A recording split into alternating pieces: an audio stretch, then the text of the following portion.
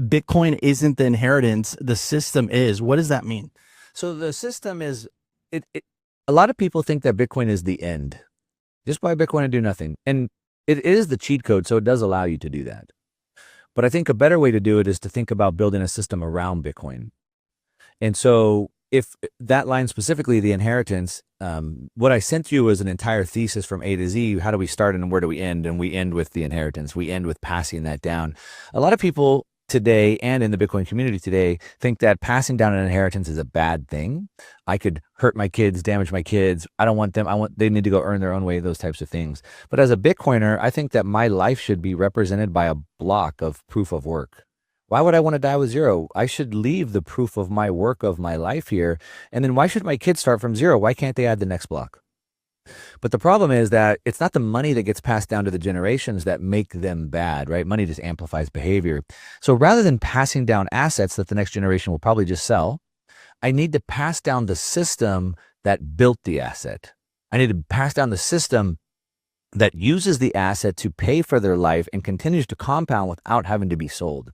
I'm not going to sell my Bitcoin ever. And I don't want my kids, my great-grandkids, or my great-great-grandkids to sell the Bitcoin either. So what I want to pass down is the system that created the Bitcoin, the system that uses Bitcoin to fund their life, to do all the things they want to do without selling it.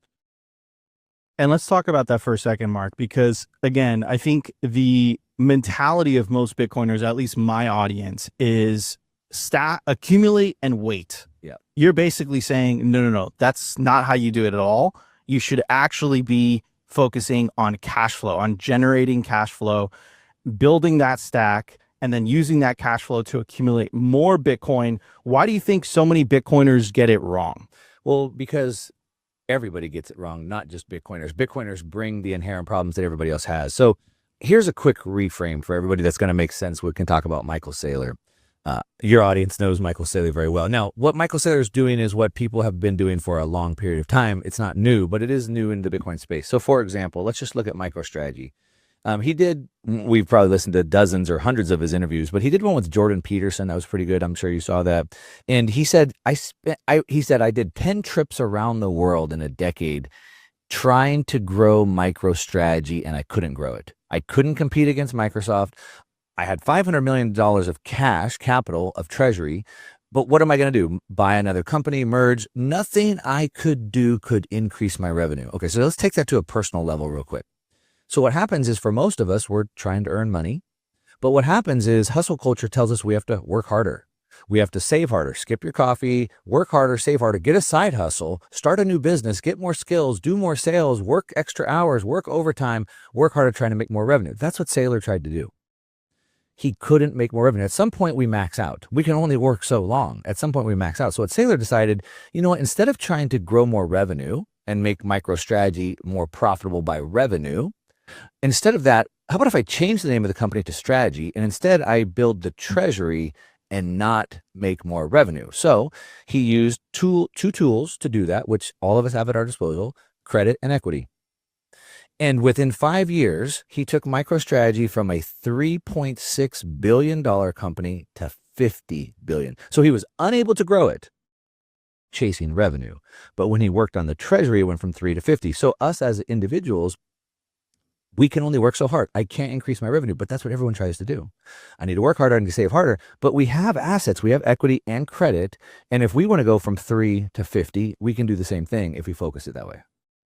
Absolutely. And again, I think it's really interesting, Mark. And why do you think that it was so difficult for Saylor to break free? Because essentially you had 20 years of him going sideways. Credit to him for surviving the dot-com crash, right? But 20 years, and I remember in so many of his interviews, he's basically, look, I tried everything and it just wouldn't work. Microsoft just would outcompete me. It seemed like Bitcoin was really his breakthrough. And then one of the things that I remember in the Danny Knowles podcast that went pretty viral the other day, he kept saying, he was like, look, like if you're a struggling company or if you just kind of want to get ahead and you don't have a monopoly, this is a way for you to be competitive. Right. I think what people miss, and I just recorded with Danny, we went into that, and I gave him a more layman's term to try to answer the questions that he was trying to get from Saylor, but couldn't. So I gave him layman terms that I think made more sense. Saylor just talks at a higher level. But anyway, back to answering that question. The problem that we have, and you know this because you study this, but the fiat system is stealing from us, right, by inflating the currency. So the problem is that the cost of living is going up faster than your income. So if you're trying to build wealth with income, you're always going to be behind because you can't keep up with the rate. Okay, so let's just say with some numbers, let's say the cost of living is going up at 10% a year, but your pay is going up by 3 or 4% a year. So you're falling behind. But your assets are going up by 30% a year. So the switch that Saylor's talking about to become more competitive is like you can't increase your revenue and profit margins fast enough for the rate of debasement that's happening. So you need to use an asset that can outpace that. That's what he's saying. And so for us individually, we can do the same. Now, again, Bitcoin is a cheat code. Buy the Bitcoin, wait 10 years. You're going to have plenty of money. You can sell it off. You can die with zero, and that works. But that's terrible. Why would you want to die with zero? Why would you want to live poor? You know, modern portfolio theory tells you to save up for 40 years, sell 4%. Hopefully you die before you run out of money. And I think that's a fiat mindset. And so what Saylor's saying is use Bitcoin to outpace that inflation, and then we can build wealth and push that value forward. What do you think is the actual inflation rate, Mark? 10%. 10%. So even if you just buy, an index fund, the S&P 500, you're underwater. So why would I say 10%? So, I would look at the original and what I consider the real definition of inflation is the money supply increase. So inflation is always a monetary phenomenon, right? And so when you think about even the term of inflation, what does that word even mean? So if I inflate a balloon, what does that word inflate mean? I'm increasing the volume of air in the balloon. So inflation is increasing the volume of money. That was the original definition. Around the 1950s, they started to change that to CPI, or consumer price inflation. And von Mises was very vocal in this period. And he said, hey, watch what they're doing. They're trying to change the definition of the word. And he warned us of that. And the reason why they wanted to change it, as he told us, and now we see it today, is because if we tie it to CPI, price inflation, well, we don't know. Why do some prices go up and some prices go down? It's certainly not the money. And so then they can distract us. And now today, in the last presidential election cycle, inflation was probably the hottest debated topic, but nobody understands it because they've changed the definition. We can't really tie it back. So anyway, if it's the money supply, then we just look at how fast is the money supply rate going. Now, since I think 2008, it's gone up by about 8%. But since about 2020, it's been going up at 10% a year. That's the number. We can also look at another way, and this is a little bit different, but gold today is at $4,600 an ounce, which is insane, which means $1 represents 1/4600th of an ounce of gold. In 1913, when the Federal Reserve was created, it was 1/20th. So that means in 113 years, it's gone up by 5% a year. So you could say 5% a year, but the problem is it's accelerating. So it's 5% a year for 113 years. It's about 10% for the last 5. Man, that's, first of all, again, it's absolutely crazy because everybody who's been thinking that they've been getting a return have not been getting a return whatsoever. They've just been literally treading water at best. But again, let me break that into math. So at 5%, that means every 14 years, your money gets cut in half. So if you're 25 years old, you get out of college, you start your career, and at the time you're 25, you start saving, you save $1 million by the time you retire. It's worth 130 grand. If you save 2 million, it's worth, 230, 240. So like you understand, like it's stealing so fast. And so that's why half of baby boomers today have zero. And of the half that do have money, it's an average of $240,000. That's wild. That's wild. Now, Mark, one of the things that really stuck out to me in the document that you sent me is the strategy is to build a personal Bitcoin treasury with layered liquidity, cash for safety, cash equivalents for stability, Bitcoin as the core engine, and a higher beta Bitcoin business or treasury companies. You also said that part of your thesis was this treasury thinking, which is the same frameworks that institutions use. What do you mean by that? And what can Bitcoiners do today? What would be the advice that you would give to Bitcoiners? Because I said all of this stuff. Most of my audience is like, all right, stay humble, stack sats. What would be the advice that you would give to, the everyday Bitcoiner to implement this thesis so that they could actually truly build wealth. Yeah. So stay humble, stack sats. Great advice. Everyone, again, it's a cheat code. You can just buy Bitcoin and you can outperform Wall Street, private equity, venture cap. You can just do that. And then you can sell it off little chunks at a time, and you probably won't run out of money because it's compounding faster than you're selling it, depending on how much you're spending. And that works. Sure. I'm a surfer. I'm from Southern California. Most people haven't ever gone swimming in the ocean when there's big waves, and they probably shouldn't because they could drown. If you wanted to surf, you wouldn't go to like Pipeline in Hawaii and jump out into 30-foot waves because you'll probably drown. But yet there's hundreds of people in the water there every day surfing, having fun. So the reason why I bring that story up is that the first thing that people hear when they hear this, especially Bitcoiners, is, Mark, isn't that risky? Are you saying that I should use debt? Are you saying that I should use leverage? Because what if I get liquidated? And what if I lose my money? And Dave Ramsey said that I should never use debt, and I should pay off everything. I should pay off my house. Mark, what you're saying sounds extremely risky. Sure. Like going in the ocean is extremely risky, but I could learn how to swim. I could put on a life jacket. I could make sure there's a lifeguard there. I could have a jet ski follow me. And so we can de-risk the situation. So the first thing I would say is we have to understand that there's never an absence of risk. There's only difference of risk. An easy analogy would be if I go to the gym because I want to get in shape, it's risky. I could get in a car accident on the way there.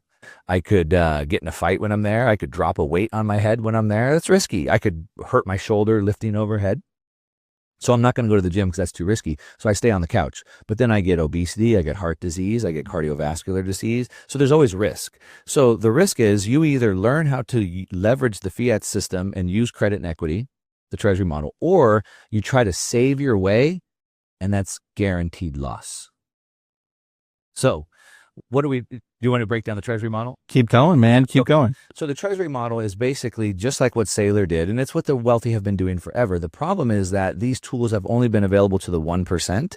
Bitcoin is the cheat code that allows all of us to do the same thing. So what the wealthy have always done, the traditional path that everybody's on is go to school, get good grades, save for 40 years for retirement, and one day have enough money to sell, right? So what they do is they pay taxes, they live on whatever's left, and then hopefully save a little bit and stack a couple sats. What the wealthy do is they make income and buy assets, don't pay taxes on that, and then they have the assets pay for their life. Are you saying this is a viable strategy for most people? Everybody could do this, and I can break it down for you. Break it down. So you have to this is not how to make money. You need to figure out how to make money and get credit. If you can't figure out how to get a credit card, just end the podcast right now.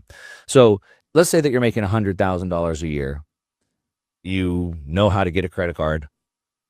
You have a home. You have a business, whatever. Okay. So step number one, whether you're 100,000, 100 million, or whatever. Wait, Mark, hold on. Sorry to interrupt you. Now I'm connecting the dots. Now I understand by the jujitsu analogy that you used. Now it's all coming together in my mind. What I said was judo, because judo is about like throwing your opponent, right? So what happens is when you attack me, you have energy moving towards me, and I would transfer your energy and throw you. Using the very system of credit against the system itself. It's a speculative attack. So what happens is in the game of building wealth, the two main penalties that we have to deal with are taxes and inflation.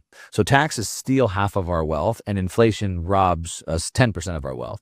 So we have to offset those two things. So how can we minimize that? So step number one, if I make $100,000 a year and let's just say 40% tax rate, depending on what state you're in, whatever, for easy numbers. I'm not good on the fly with my math. So 40% tax rate. So I make 100 grand. I pay 40,000 in taxes. I have 60,000 left. I live off 60,000, which is tough. And hopefully I save I stack a couple sats. Okay. So what step number one would be to access credit. And I would use that credit to buy an asset that gives me tax depreciation. Now, I use credit, so there's no money out of my pocket because I don't have any. I'm broke. I'm barely stacking sats. So I use some credit that gets me an asset that gets me tax depreciation. And let's say that I get $20,000 of tax depreciation.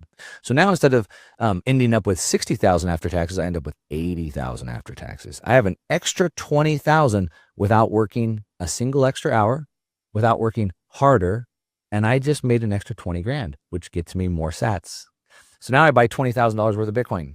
Next year I do the same. The next year I do the same. In 5 years, without working an extra single hour, without making an extra single dollar, I've stacked $100,000 in Bitcoin, and that's not accounting for any appreciation. All right. So now I've got 100,000. So you're following me. I didn't work harder, but now I've got a treasury that's being built up. Okay. Then I can start to leverage the treasury to get more tax depreciation. Okay. And I can use the treasury to now pay for my living expenses.